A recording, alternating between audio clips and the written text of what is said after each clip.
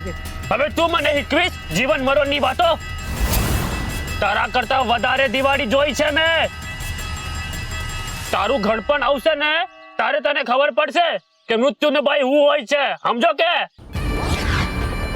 રામ બોલો ભાઈ રામ, રામ બોલો ભાઈ રામ, રામ બોલો ભાઈ રામ, રામ બોલો ભાઈ રામ, રામ બોલો ભાઈ રામ, રામ બોલો ભાઈ રામ, રામ બોલો ભાઈ રામ, બોલો ભાઈ રામ, રામ બોલો ભાઈ રામ, બોલો ભાઈ રામ, રામ બોલો ભાઈ રામ, રામ બોલો ભાઈ રામ, રામ બોલો ભાઈ રામ, રામ બોલો ભાઈ રામ રામ, બોલો ભાઈ રામ, રામ નરસિંહભાઈ જરા મદદ કરો ને. ભાઈ રામ રામ, બોલો ભાઈ રામ, રામ બોલો ભાઈ રામ, રામ બોલો ભાઈ રામ, રામ બોલો ભાઈ રામ, રામ બોલો રામ બોલો ભાઈ ભાઈ રામ, રામ, રામ બોલો ભાઈ રામ, રામ બોલો ભાઈ રામ, રામ બોલો ભાઈ રામ.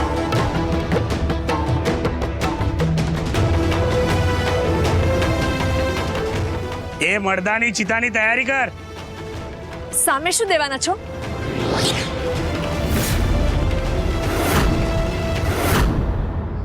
પેલા ચિતાને બળીને ઠરવા દો દે.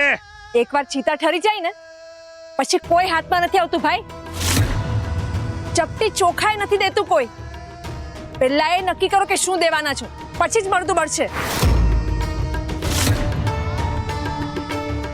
તમારામાં માણસાઈ જેવું કઈ છે કે નહીં? કોઈના મોતનો તો મલાજો રાખો. મારા બાપા ગુજરી ગયા છે. અરે આ મલાજા રાખી રાખીને અમારા પેટ ખાલી રહી ગયા.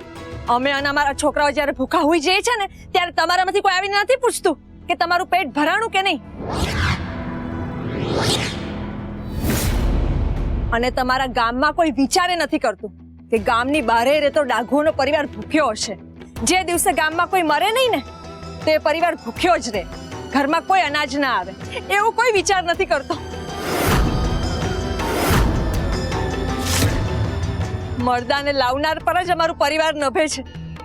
જો એ લોકો જ અમને હડ હડ કરે તો અમારે ક્યાં જવું? એ દલપતિયા, આ તારી ઘરવાળી બહુ બોલે છે, એનું મોઢું બંધ કરાવ.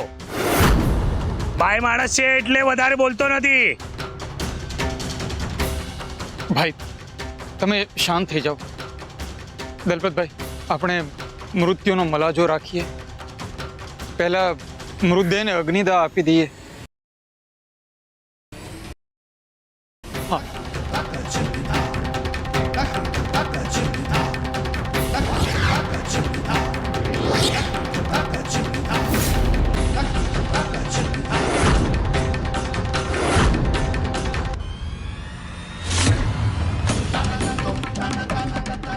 આ મરદાને બાળ્યા પછી જો આ લોકો કઈ નહીં દેશે તો એની જવાબદારી કોણ ઉપાડશે?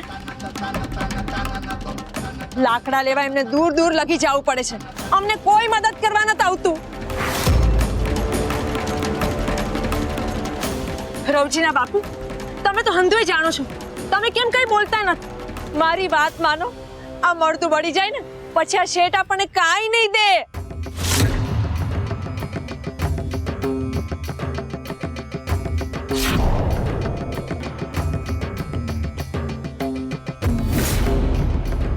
જો મારી વાત સાચી ના પડી ને તો મારું નામ બદલી નાખજો.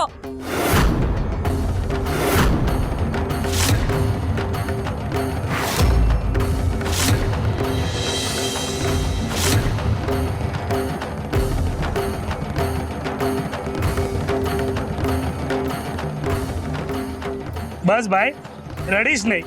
તારા બાપુ બહુ હારા માણસ હતા, એમને સદગતિ મળશે. કાકાના નામથી દાન ધર્મ કરાવજે તો એમની આત્માને શાંતિ મળશે.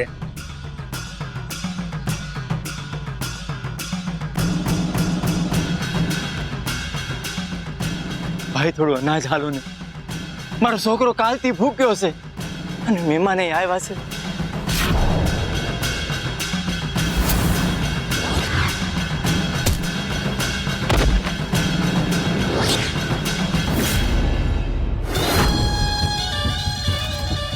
અહીંયા મારા બાપુજી ગુજરી ગયા છે અને તને અમારી સામે માંગતા જરાય શરમ નથી આવતી?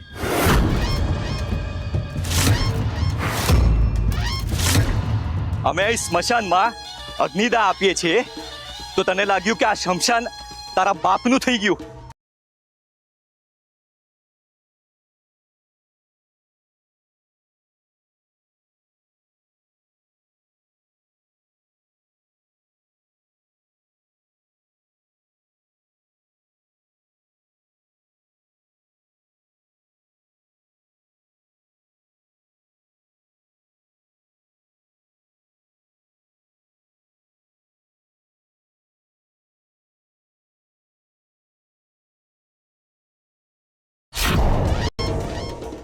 તને અહીં રહેવા દે છે ને, લાગ્યું કે આ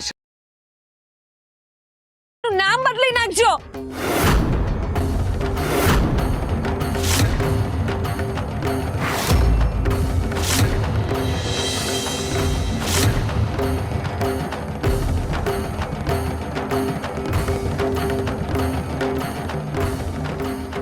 બસ ભાઈ, રડીશ નહીં.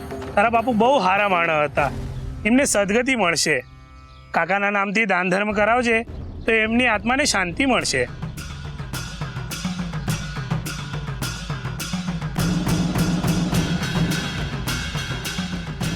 ભાઈ થોડું અનાજ હાલો ને, મારો છોકરો કાલથી ભૂખ્યો છે અને મહેમાન આવ્યા છે.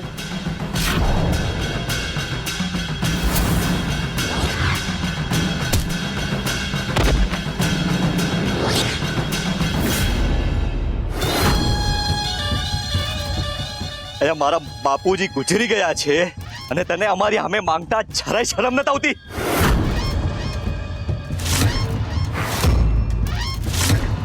અમે અહીં સ્મશાનમાં અગ્નિદાહ આપીએ છીએ તો તને લાગ્યું કે આ શમશાન તારા બાપનું થઈ ગયું.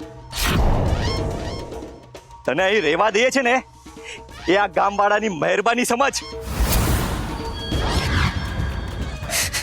ભાઈ ભાઈ શું કરો છો તમે?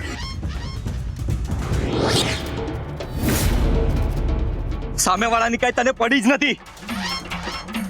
મરેલાનોય સોદો કરી રહ્યો છે. ભાઈ જ તો અમારું કામ છે, કોઈનું મરણ અમારા માટે તારણ છે. એટલે તમે ઉપરવાળાને પ્રાર્થના કરતા છો ને કે કોઈ મરે અને તમને ખાવાનું મળે.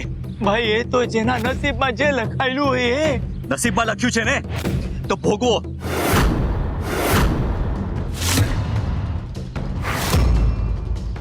નહીં તો ભૂખે મરો.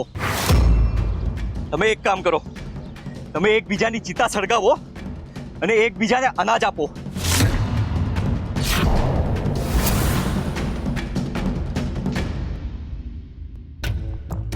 ભાઈ હું તમારા હાથ છોડું છું, તમારા પગે પડું છું, મારા છોકરા માટે અનાજ હાલો ભાઈ.